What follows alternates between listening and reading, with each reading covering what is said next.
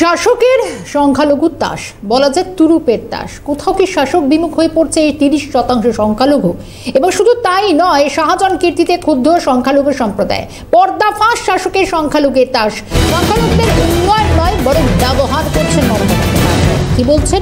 কোনো প্রতিশ্রুতি নয়, এবার ইনসাফ চায় সন্দেশখালী।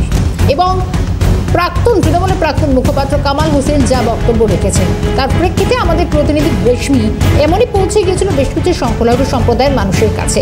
তাদের কি বক্তব্য? কোথাও কি সংখ্যালঘুদের উন্নয়ন নয়, বরং ব্যবহারের যে অভিযোগ উঠছে, তারা কিভাবে দেখছেন? কোথাও কি তারা তুরুপের তাস?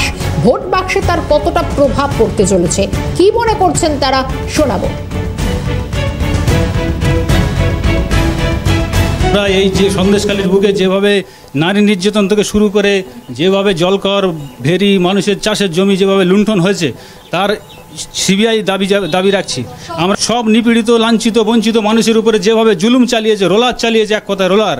তার সাগরের মিজানুর মোল্লা ডুগরিপাড়া বাড়ি, তার এখন এক পয়সা ছিল না। সে ছিল একটা শুধুমাত্র একটা ইট ভাটা শ্রমিক, লেবার, ইট কাটতো। সে আজকের ভাটা মালিক হয়ে শ বিঘে জমি তার আজ কেনা হয়েছে। সে বড় বড় বিল্ডিং বানিয়েছে, বহুত কিছু করেছে। তার ভয়তে আসেনি, আক্রমণ হয়। আমাদেরকে অনেকবার বাজারে ডেকে মানে মারধর করেছে, জলকারে গিয়ে জলকারে চৌকি দেওয়ার সময়, সেই সময়ও মারধর করেছে আমাদের। এমনকি মার্ডার করতে যাওয়ারও করেছে, মারতেও গিয়েছিল। সেই ভয় থেকে আমরা কিচ্ছু বলতে পারিনি। আমরা নিরীহ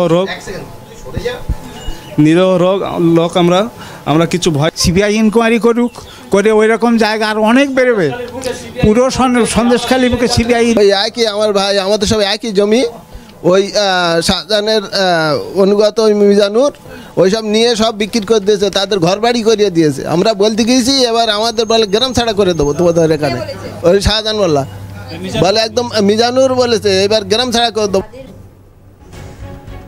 সরাসরি নজর রাখার চেষ্টা করে রেশমি রয়েছেন আমাদের সঙ্গে। রেশমি, একটু জানার চেষ্টা করব, বিশেষ করে এবারে এই শাসক বিমুখী কোথাও 30%-এরও বেশি সংখ্যালঘু সম্প্রদায়ের মানুষ। তার কারণ ইতিমধ্যে কিন্তু যাতে বাড়তি সংযোজন সন্দেশখালী, তাদের যে অভিযোগগুলো উঠে এসেছে, কোথাও কি তার একটা ভোট বাক্সে প্রভাব পড়তে চলেছে, কি মনে করা হচ্ছে? কারণ অনেক উন্নয়নের প্রতিশ্রুতি তারা শুনেছেন, এবার তো আর শুধু উন্নয়নের প্রতিশ্রুতি নয়, তারা নতুন আওয়াজ তুলছেন।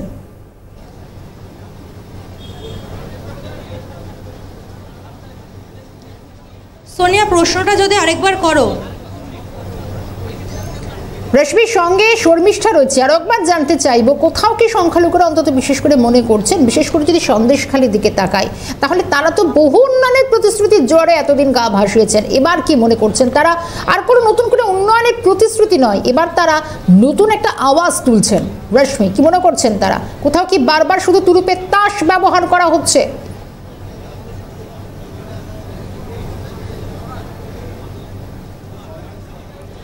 একদম, দেখো, সংখ্যালঘু যারা রয়েছেন সন্দেশখালী, তারাও কিন্তু শেখ শাহজাহানের বিরুদ্ধে এবং শেখ শাহজাহানের যারা ঘনিষ্ঠরা রয়েছেন তাদের বিরুদ্ধে অভিযোগ করছেন।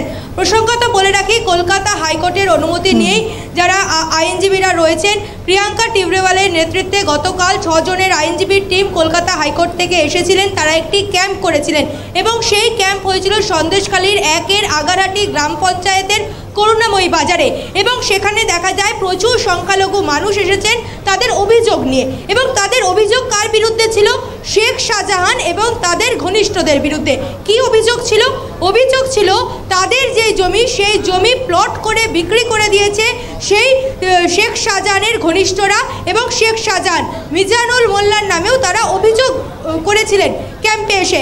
এবং তারা বলেছিলেন তাদের জমি দখল করে নেওয়া হয়েছে এবং তাদেরকে রেয়াত করা হয়নি কার্যত। পাশাপাশি তিনি এও জানিয়েছেন তৃণমূল সরকার তাদেরকে কার্যত ব্যবহার করেছে, এবং তিনি আমাদের ক্যামেরার সামনে সেই সংখ্যালঘু কয়েকজন যারা অভিযোগ করতে এসেছিলেন তারা জানিয়েছেন, তারা বলেছেন যে তৃণমূল সরকার কার্যত তাদেরকে ব্যবহার করেছে। থাকবে পরবর্তীতে। এই মুহূর্তে ধন্যবাদ জানাই, সঙ্গে ছিলেন রেশমি দাস।